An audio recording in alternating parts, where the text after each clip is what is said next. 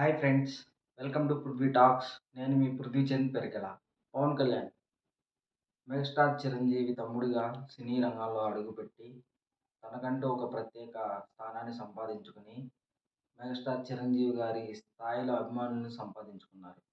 ఆ తర్వాత మెల్లమెల్లిగా తనకు సమాజం మీద ఉన్న అంకితభావం, అలాగే రాజకీయాల మీద ఉన్నటువంటి ఆసక్తితో 2014 మార్చ్ 14వ తారీఖున స్వామి వివేకానంద, అల్లూరి సీతారామరాజు, చెగువెరా, డాక్టర్ బిఆర్ అంబేద్కర్ వంటి గొప్ప నాయకుల ఆశయ సాధన కోసం జనసేన అనే ఒక పార్టీని స్థాపించారు.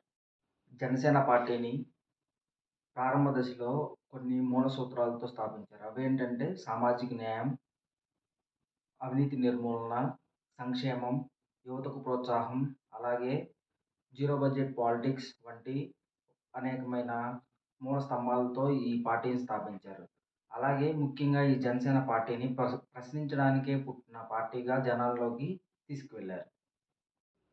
2014లో పార్టీ స్థాపించినప్పటికీ 2014 ఎలక్షన్‌లో ప్రత్యక్షంగా పోటీ చేయకుండా అప్పటికే బీజేపీ అలాగే టీడీపీలో ఉన్నటువంటి ఆ పొత్తుకి మద్దతు ఇస్తూ 2014 ఎలక్షన్‌లో చంద్రబాబు నాయుడు గారు మరలా సీఎం అవ్వడానికి కీలక పాత్ర వహించారు.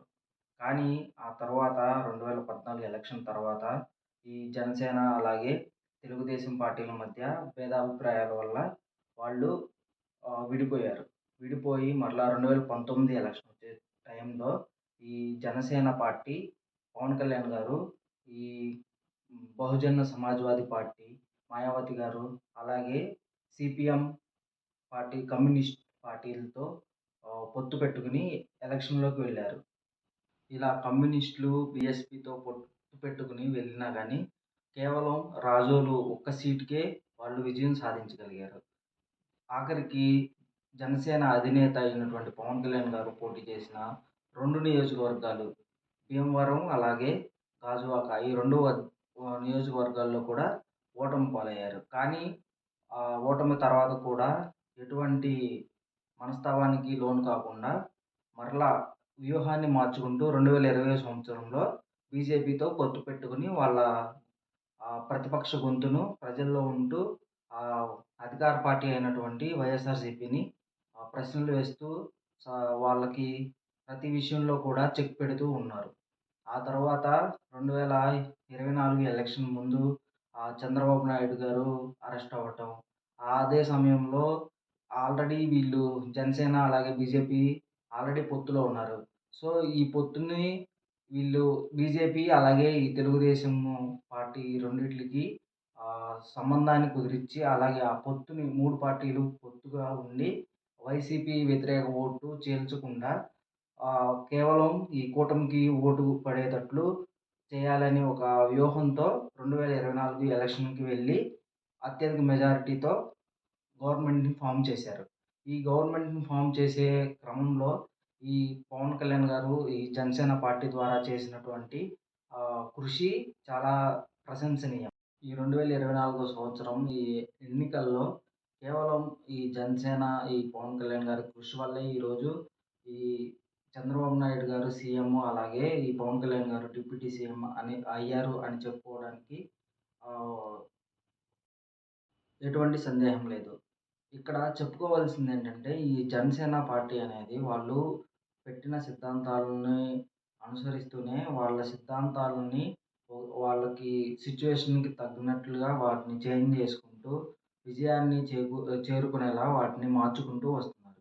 ఇది ఒక పాజిటివ్ సైన్‌గా మనం చూసుకోవాలి. అలాగే కానీ ఇక న్యూట్రల్‌గా ఉండే ప్రజలు అంటే ఇప్పుడు కొంతమంది ప్రజలు జనసేన అంటే వాళ్ళు ఏ విషయం చేసినా కానీ వాళ్ళు జనసేనని గుడ్డిగా నమ్మేసుకుంటూ వా వాళ్ళకి ఫాలోవర్‌గానే ఉంటారు. అలాగే తెలుగుదేశానికి, వైఎస్ఆర్‌సీపీకి కూడా వాళ్ళ సిద్ధాంతాలు ఎలా ఉన్నప్పటికీ కూడా వాళ్ళ నాయకుల పట్ల ఉన్నటువంటి కృతజ్ఞతా భావం లేకపోతే వాళ్ళ పట్ల ఉన్నటువంటి అభిమానంతో వాళ్ళు ఏం చెప్పినా అలాగే ఉంటారు. కానీ ఈ న్యూట్రల్ ఆహ్, ప్రజలుంటారు కదా!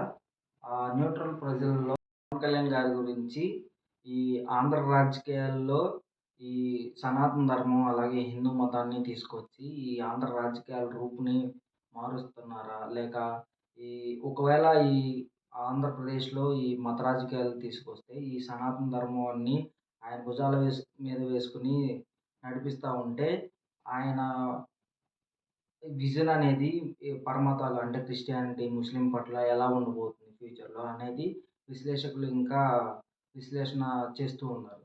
సో, ఈ పవన్ కళ్యాణ్ గారు స్థాపించినటువంటి జనసేన ఈ గొప్ప నాయకుల సిద్ధాంతాల నుంచి పుట్టి ఇలా సనాతన ధర్మం వైపు ఎలా వచ్చింది? ఈ సనాతన ధర్మం గురించి ఫ్యూచర్‌లో ఈ ఆంధ్రప్రదేశ్‌లో ఎలాంటి మార్పులు జరగబోతున్నాయి అనే విషయాన్ని మీరు మీ అభిప్రాయాలు ఏమున్నాయో అవి కామెంట్స్‌లో పెట్టండి.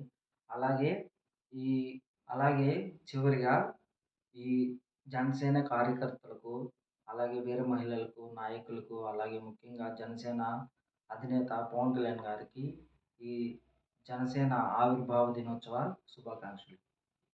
Thanks for watching. We will meet in next video. Signing off Vijay.